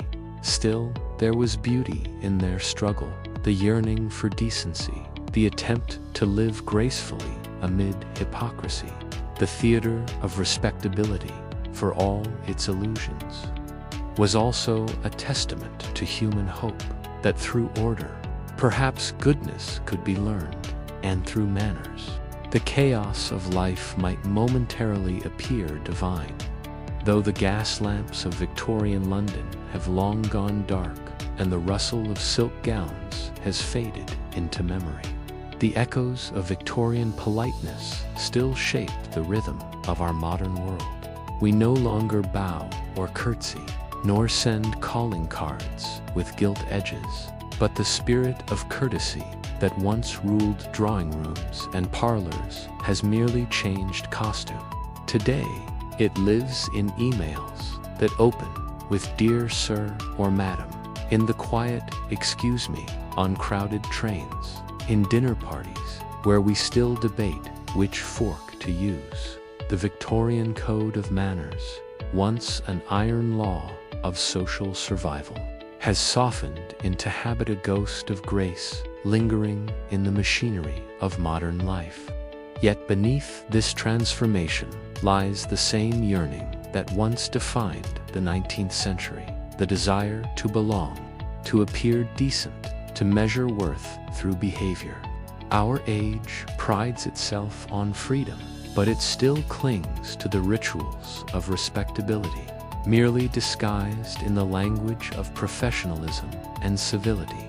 The modern workplace, with its hierarchies and polite formalities, echoes the drawing rooms of old. The internet, with its performative politeness and cancel culture, mirrors the moral surveillance of the Victorian street.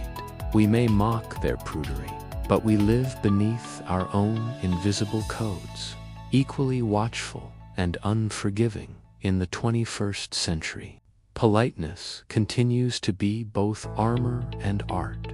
Where Victorians once used manners to navigate class, we now use them to manage identity in a global world. Politeness remains a form of power, subtle, adaptable, and deeply human. It can soothe conflict, conceal truth, or create belonging, just as it did in the age of Queen Victoria. The modern professional, choosing words carefully in an email, performs a ritual as old as the gentleman removing his hat to a lady. The vocabulary has changed, but the instinct remains to appear competent, calm, and controlled. Social media, that great public stage, has revived the theater of manners in digital form.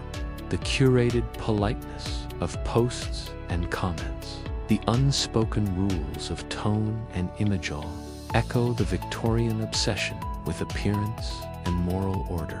Like them, we are actors before an unseen audience, polishing our image for approval.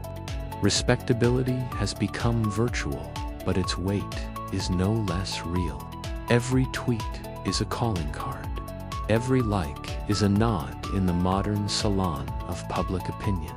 Yet even now, the contradictions persist.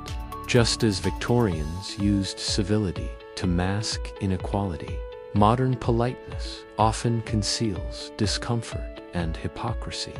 In corporate meetings, with all due respect often means the opposite. In politics, manners can become manipulation. The polite smile can still hide indifference. The courteous word can still silence dissent. But to dismiss politeness as mere pretense would be unfair. The Victorians, for all their restraint, understood something. We are in danger of forgetting that manners, when sincere, are not chains, but bridges. They allow strangers to coexist, soften the friction of difference, and transform self-interest into respect. In an age of noise and haste, their belief in composure carries unexpected wisdom. Perhaps our hurried emails and anxious interactions reveal not how different we are from them, but how much we still crave the order their world promised. The legacy of Victorian politeness, then, is not a museum piece, but a living current that flows quietly through our speech, our gestures, our sense of decency. It reminds us that civilization, at its core, is a conversation, a delicate balance between truth and tact, self and society. Though the corsets are gone and the carriages replaced by screens, the old etiquette endures in every pause before we speak, in every effort to be kind while being right. The Victorians taught the world that politeness, however flawed, is humanity's most elegant defense against chaos. And in our restless century, that lesson still whispers softly, like the faint rustle of silk in a digital wind. If the Victorians had lived to see the 21st century, they might have recognized the digital world not as a revolution, but as a reincarnation of their own, a vast new ballroom of appearances, filled with rituals of decorum, surveillance, and self-presentation. The polite bow has become the emoji, the calling card, a profile picture. Introductions now begin not in drawing rooms, but in chat boxes and comment sections. And yet, the purpose remains unchanged: to create impression, to command respect, and to maintain the fragile harmony between strangers. The digital age, despite its noise and speed, is a society obsessed with etiquette, though its rules are unwritten, evolving with every click. Where the Victorians carried conduct manuals, we scrolled through social platforms, intuiting the same ancient dance of restraint and display. To like without seeming desperate, to disagree without appearing cruel, to post without oversharing. These are the modern manners, delicate as lace and just as easily torn. Our devices have become the new mirrors of morality, reflecting not who we are, but who we hope to appear. Just as the Victorians feared social disgrace, we fear digital shaming. Online reputation is as fragile as ever. A single post can define or destroy. A careless comment can brand one forever. The modern scandal, born from screenshots and trending hashtags, mirrors the gossip networks of Victorian London, where whispers traveled faster than truth. The old parlour has become a global stage, and the audience never sleeps. In this endless performance, politeness serves as both defense and disguise. We curate our speech, filter our images, and practice the digital equivalent of the well-timed smile. Social media etiquette: thanking followers, apologizing publicly, avoiding taboo topics functions as our new moral compass. Even the phrase "be kind online" echoes the Victorian ideal of moral restraint. The technology has changed, but the fear of social judgment remains identical. We perform courtesy, not because it is easy, but because without it, the world feels unbearable. Yet, in this reinvention, politeness has also become strangely hollow. The instant, impersonal nature of communication has turned etiquette into performance rather than connection. We react instead of listening, comment instead of conversing. The warmth of a handwritten note has been replaced by a string of emojis. Sincerity often dissolves in the digital glare. The Victorians may have been accused of hypocrisy, but their manners were tangible, embodied in tone and presence. Our age, for all its freedom, often lacks that subtle grace. Still, there is beauty in the effort. The fact that people continue to seek civility in spaces designed for speed and anonymity reveals how deeply the need for order and empathy is rooted in human nature. Each polite interaction online, however small, becomes an act of resistance against chaos.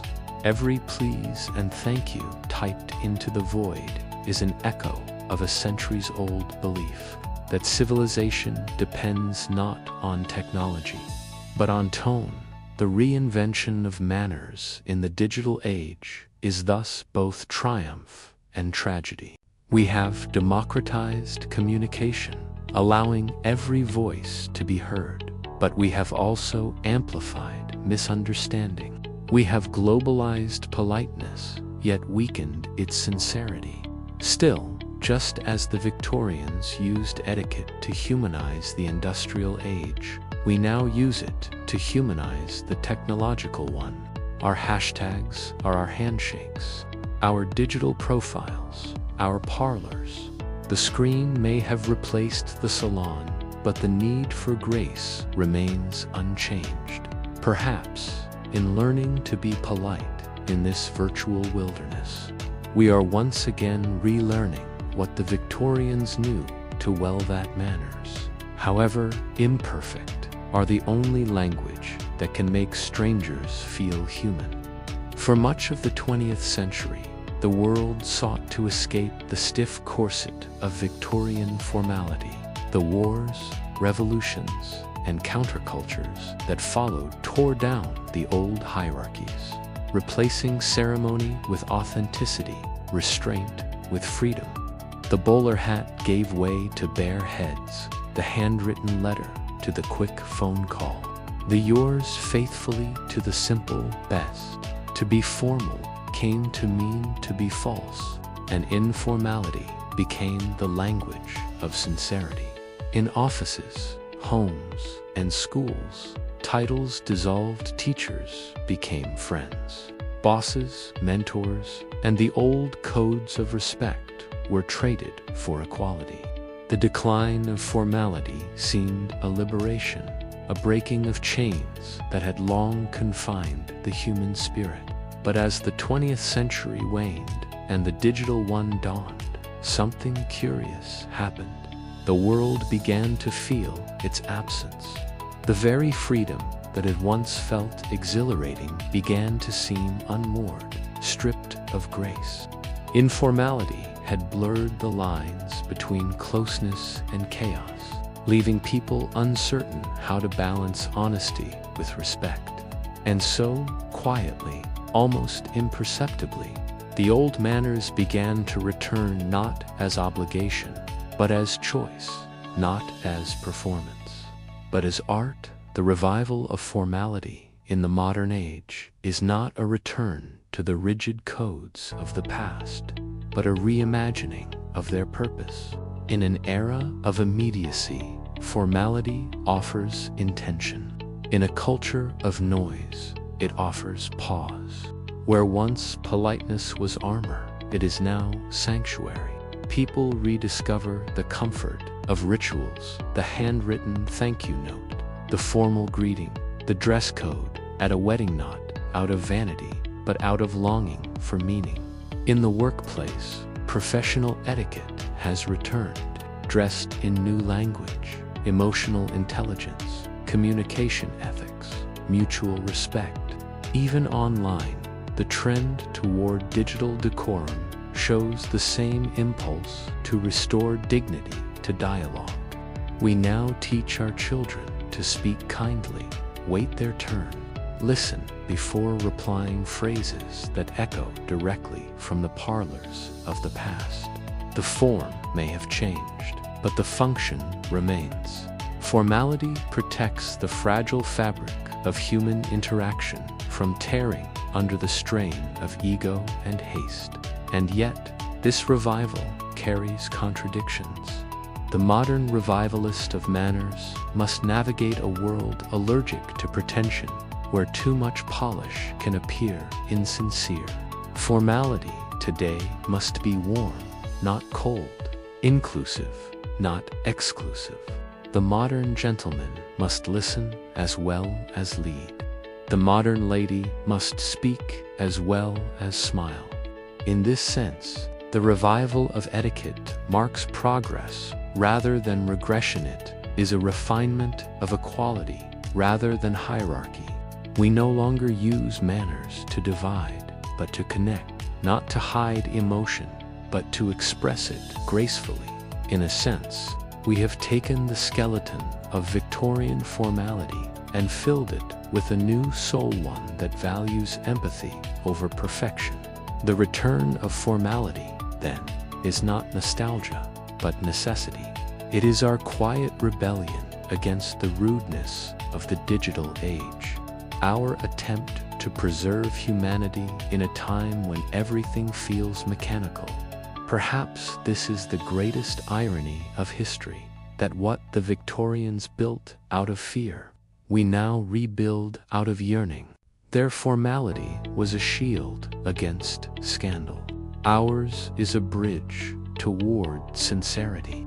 We no longer need etiquette to prove our virtue, but we still need it to preserve our civility. The decline of formality taught us freedom, but its revival teaches us grace.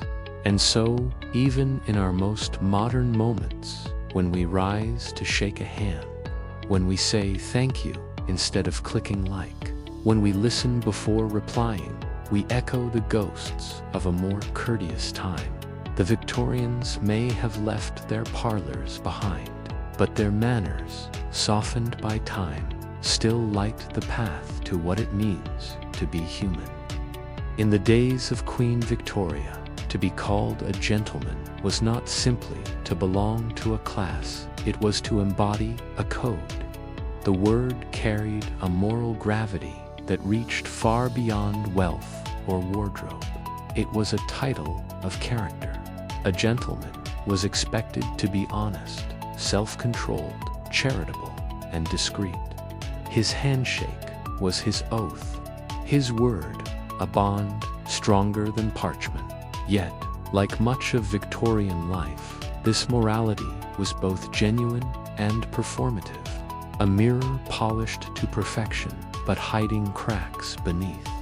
The Victorian gentleman learned early to conceal passion behind composure, to practice restraint as virtue, and to carry himself with the quiet dignity that signaled superiority without arrogance. His morality was visible worn as neatly as his waistcoat. His image, like the empire he served, had to project stability, discipline, and decency. But as the centuries turned and the empire dissolved, so too did the old script. Factories replaced estates, cities replaced manners, and gentility became less about lineage and more about behavior. The modern world, fast and unfiltered, demanded a new kind of gentleman, one whose strength lay not in control, but in conscience. Today, the modern gentleman walks through a world far louder and freer than his ancestors could imagine. Yet he still feels their shadows behind him. He may no longer wear a top hat or quote Latin at dinner, but the moral expectation remains to be respectful, kind, and composed amid chaos. The essence of the Victorian ideal lingers in his gestures, in holding the door, in apologizing sincerely, in choosing words with care. Where once etiquette demanded silence from emotion, now it demands empathy. True gentility has evolved from performance to awareness, from the art of appearances to the art of understanding. The modern gentleman is not defined by wealth, but by his ability to respect others without condescension, to lead without domination, to disagree without contempt. His morality is not about hiding flaws, but about acknowledging them gracefully, in a sense. He carries the same moral compass the Victorians prized: honor, integrity, restraint, but he uses it to navigate a world where manners are measured not by elegance, but by emotional intelligence. Yet this transformation did not come without struggle. The 20th century, with its wars and upheavals, dismantled the old structures of chivalry, often reducing them to nostalgia or parody. The very word gentleman began to sound quaint, even hypocritically relic of privilege. But as the 21st century unfolded, society began to rediscover its value. Amid the noise of aggression and the cult of self-promotion, the quiet virtues of humility, respect, and reliability regained their luster. The modern man, overwhelmed by choice and speed, began to seek meaning in decency. Corporate ethics replaced aristocratic honor. Social responsibility replaced noblesse oblige. The moral framework once reserved for the elite became the measure of every individual, striving for dignity in a disordered world. Even in the digital realm, the idea of the gentleman has found new expression: the person who debates without insult, who credits others' work, who refuses cruelty disguised as humor. Thus, the modern gentleman is not a ghost of the past, but a survivor of it, reshaped by necessity. He does not hide behind etiquette. He uses it to connect. He does not act polite because society demands it, but because empathy commands it. His image is no longer defined by posture or pedigree, but by presence, the ability to remain calm, kind, and consistent when the world around him trembles. He is proof that morality, once confined to drawing rooms and duels, can live comfortably in offices and online forums. The Victorians built the mold. We have filled it with humanity, and perhaps that is the ultimate evolution, that the true gentleman in any century is not the man who never errs, but the one who never forgets to be gentle. Long after the carriages vanished from cobblestone streets and the gas lamps flickered out, the ghost of Victorian etiquette still lingers in the modern conscience, faint yet unmistakable, like the trace of perfume on an old letter. It endures because it was never merely about manners. It was about meaning. The Victorians understood, perhaps better than any age before or since, that civility was not a luxury, but a necessity, a fragile architecture built to keep chaos at bay. Every rule of conversation, every ritual of courtesy was a small attempt to civilize instinct, to turn impulse into grace. And though their world was flawed, their aspiration endures. We still pause before interrupting, still send condolences in sorrow, still stand when elders enter a room. Beneath the surface of our modern haste, the rhythm of their restraint continues to beat softly. Etiquette, stripped of its pretensions, remains a language of Quran, acknowledgement of the other. The Victorians may have wrapped it in formality and fear of judgment, but at its heart was a profound moral insight that respect, once lost, unravels society itself. In the 21st century, their legacy survives not in corsets or calling cards, but in the invisible habits that bind strangers together. When a commuter offers a seat, when a teacher writes a note of encouragement, when a worker apologizes for a delay, these are echoes of Victorian decency, reframed by empathy. We no longer bow to class, but we still bow to kindness. The stage has changed, but the play remains the same. Etiquette, far from being an obsolete relic, has adapted to every medium humanity has created. It lives in corporate ethics, in human rights discourse, in online codes of conduct. It shapes the diplomacy that prevents wars and the simple thank you that prevents resentment. The Victorians gave these gestures form. We have given them freedom. Their etiquette was written in books of conduct. Ours is written in the silent expectations of coexistence. Yet the principle remains identical, that civilization depends on restraint, that compassion requires discipline, and that dignity is not self-invented but shared. But this endurance is not without irony. The same world that inherited their manners also mocks them. We call them prudish, repressed, hypocritical, and indeed, their morality often masked cruelty, their politeness concealed prejudice. Yet, if we strip away the hypocrisy and keep the hope, we find something precious beneath the belief that people could learn to be better through behavior.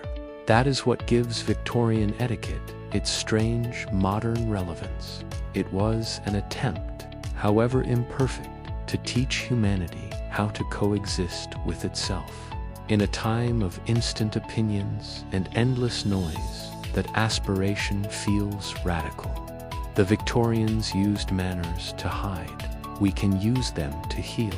Where they sought to appear good, we can seek to be good. Their etiquette, once a cage, can now become a crafty, mindful art of living gracefully in a graceless age. in the end. What survives from the Victorian Code is not the stiffness of its rules, but the softness of its purpose. To live with respect, to speak with care, to see the world not as a mirror, but as a room shared with others. These are the principles that will always outlast the fashions of time. The carriages have rusted, the parlors are gone, but the essence of civility endures quietly, stubbornly, beautifully. For all our modern progress, we still return again and again to the same truth the Victorians once knew, that manners are not about superiority, but about sympathy, not about class, but about kindness. And as long as that belief lives, the etiquette of the Victorian era will never truly die. It will simply change its attire and continue its eternal dance through every age that calls itself civilized.